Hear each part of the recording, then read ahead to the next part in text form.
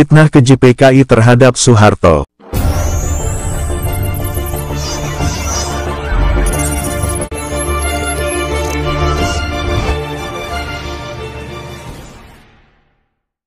Mahathir M., krisis ekonomi 1998 memang dirancang untuk menjatuhkan Pak Harto. Jika Pak Harto tidak jatuh, Indonesia akan jadi negara maju. Sultan Bolkiah, dipimpin Pak Harto Indonesia bersatu. Pemerintahan stabil, ekonomi maju sangat pesat. Sangat disayangkan beliau dijatuhkan. Lee Kuan Yew, Pak Harto pemimpin luar biasa. Beliau harus mendapat tempat terhormat dalam sejarah Indonesia. Pak Harto berkali-kali mengutarakan niat untuk mundur, namun beliau melihat ancaman luar biasa besar membahayakan bangsa dan negara kesatuan Republik Indonesia. Fitnah KKN terhadap Pak Harto dan keluarga, yang kemudian dituangkan dalam TAP MPR untuk memeriksa harta kekayaannya, ternyata tidak terbukti. Majalah Time agen konspirasi global memfitnah Pak Harto dan keluarga dengan tuduhan punya simpanan $30 Amerika Serikat miliar ternyata tidak terbukti sama sekali. Berbagai tim khusus dibentuk pemerintah untuk menyelidiki harta Pak Harto, satu pun tidak menemukan rekening SDB, DES di perbankan asing. Silakan cari kemana saja, jika terbukti saya ada simpanan 1 sen saja, saya siap dihukum mati, kata Pak Harto. Semua tuduhan itu fitnah. Belakangan terbukti, Pak Harto dijatuhkan oleh konspirasi global P-Demokrat ASPKC China dan sekutunya, berkolusi dengan kelompok anti-Soeharto. Penyebab utama Pak Harto dijatuhkan karena kemesraan dan keberpihakan Pak Harto yang besar kepada umat Islam sejak 1986, pihak-pihak tertentu marah. Hari Merdeka 1945, namun kemerdekaan umat Islam Indonesia sejatinya baru terjadi pada tahun 1986 per 1987, setelah Pak Harto berpaling ke Islam. Sebagai manusia Pak Harto sudah pasti tidak sempurna, ada kelemahan, kesalahan, kekurangan, namun beliau tetap pahlawan, jasanya luar biasa besar. Terbukti pada beberapa hari setelah PKI melancarkan G30 SPKI, membunuh para pimpinan TNI AD, ulama-ulama dan tokoh-tokoh anti-PKI di seluruh Indonesia. Dari dokumen rahasia CIA yang sudah boleh diakses publik ditemukan catatan pejabat CIA tentang pertemuan pertama CIA dengan Pak Harto awal Oktober tahun 1965. CIA belum pernah buka ke publik, Pak Harto juga tidak pernah ungkap mengenai pertemuannya dengan CIA beberapa hari setelah G30 SPKI di Jakarta. Laporan CIA itu menyebutkan bahwa setelah PKI melakukan Gestapo, TNI AD dipimpin Maijen Soeharto berhasil menggagalkan PKI untuk kendalikan NKRI. Faktor utama kegagalan Gestapo PKI, menurut CIA adalah timing, yang tidak tepat. Gestapo dilakukan 5 hari sebelum HTNI tanggal 5 Oktober tahun 1965 adalah kesalahan fatal. Gestapo PKI dilancarkan pada saat seluruh pasukan TNI dan pimpinan TNI sedang berkumpul di Jakarta. Mobilisasi pasukan dalam rangka HTNI.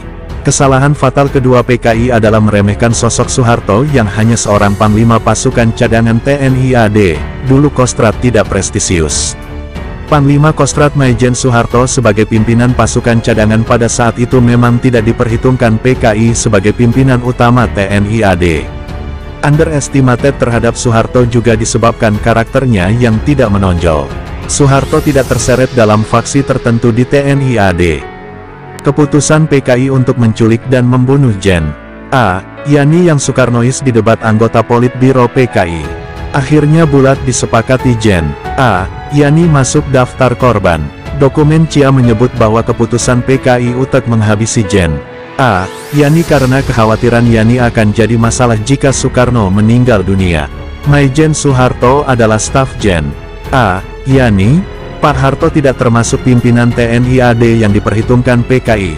Inilah kesalahan fatal Gestapo PKI.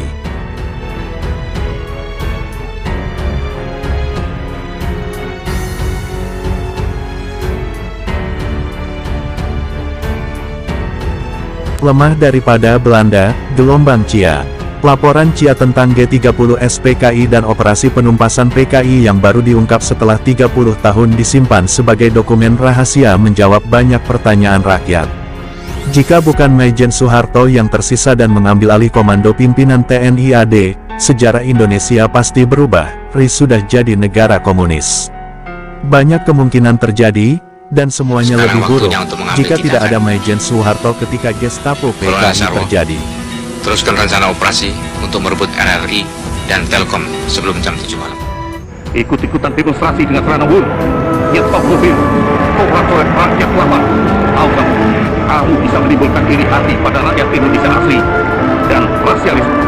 Komunis Rusia setelah sukses melakukan revolusi Bolshevik 1917, komunis Rusia melakukan pembersihan, puluhan juta rakyat anti-komunis dibunuh. Komunis China selama revolusi kebudayaan bunuh puluhan juta rakyat sendiri. Vietnam, Kamboja, Laos, Kuba, Del. Komunis bunuh jutaan rakyat mereka sendiri yang anti-komunis. Komunis di seluruh dunia sama. Sesama komunis bersaudara. Komunis TDK mengenal batas negara. Mereka dipersatukan oleh doktrin Komintern. Doktrin Komunis Internasional, Komintern melahirkan konsistensi militansi setiap kader komunis. Ikatan persaudaraan komunis dunia sangat erat. Kembali ke laporan Cia, saya sungguh terharu membaca laporan tersebut karena membuktikan Soeharto tidak seperti tudingan sekelompok orang. Disebutkan bahwa setelah Soeharto berhasil memegang kendali TNI dan memulihkan pemerintahan, Cia menawarkan banyak bantuan namun semua ditolak oleh Soeharto. Soeharto hanya mau berunding dengan Cia AS jika prasyarat yang dimintanya disetujui oleh pemerintah AS, jika tidak maka tidak ada perundingan. Apa syarat yang diajukan Maijen Soeharto kepada Cia AS? Bukan senjata, bukan pula uang suap, dan juga bukan info intelijen. Soeharto minta beras. Oktober tahun 1965 rakyat kelaparan, inflasi 650%, standar normal kurang dari 10%, defisit 175%, standar normal kurang dari 2,5%, bahan pokok langka, RI dalam bencana kelaparan.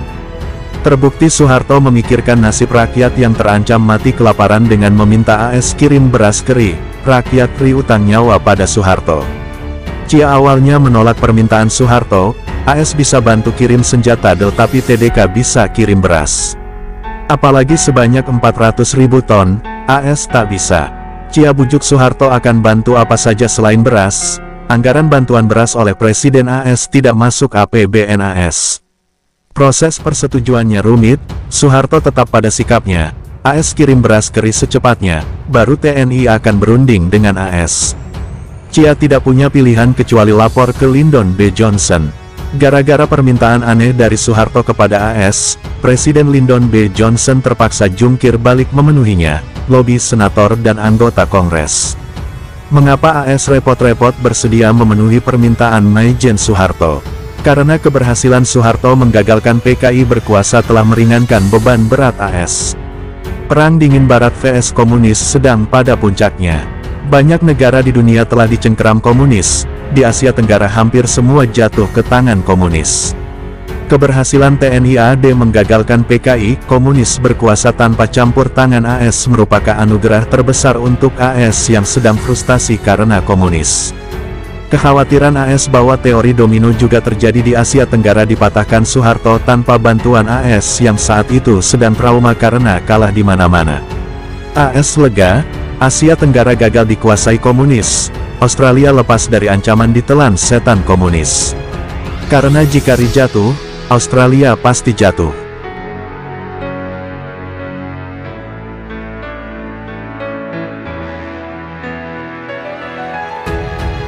Teori domino, jika di suatu kawasan sudah ada 2-3 negara yang dikuasai komunis, maka negara-negara komunis tersebut akan membantu komunis di negara tetangga. Akhirnya semua negara di suatu kawasan tertentu akan jatuh ke kekuasaan komunis. Sungguh mengerikan. Alhamdulillah RI gagal dikuasai PKI. Pemerintah AS sangat terima kasih atas jasa besar Soeharto menggagalkan komunis kuasai RI, Australia, New Zealand, Asia Tenggara, des. Salah satu bentuk terima kasih AS adalah dengan menekan Belanda dan pengaruh PBB agar Papua Barat diserahkan kepada RI.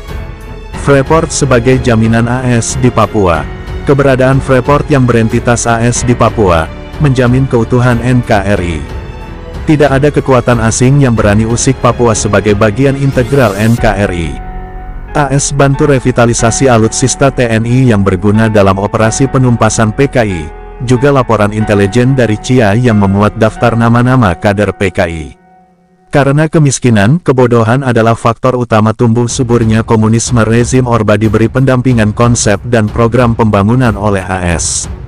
Fakta sejarah itu sekarang diputarbalikan oleh kader-kader dan simpatisan PKI. Kunci kemenangan adalah Jawa. Siapa bisa menguasai Jawa, itulah yang menang. Jadi Jawa adalah kunci. Dijadikan fitnah oleh kader PKI untuk menyerang Soeharto dan TNI. Untuk mencegah pembodohan bangsa dari propaganda komunis, langkah Panglima TNI untuk memutar kembali film G30 SPKI itu sudah tepat. Itulah catatan sejarah di mana anak muda masa kini harus mengetahui nilai-nilai sejarah agar bisa belajar dan menghargai negeri ini. PKI adalah organisasi terlarang, suka adu domba dan menebar fitnah kemana-mana. Lalu apa komentar Anda? Terima kasih.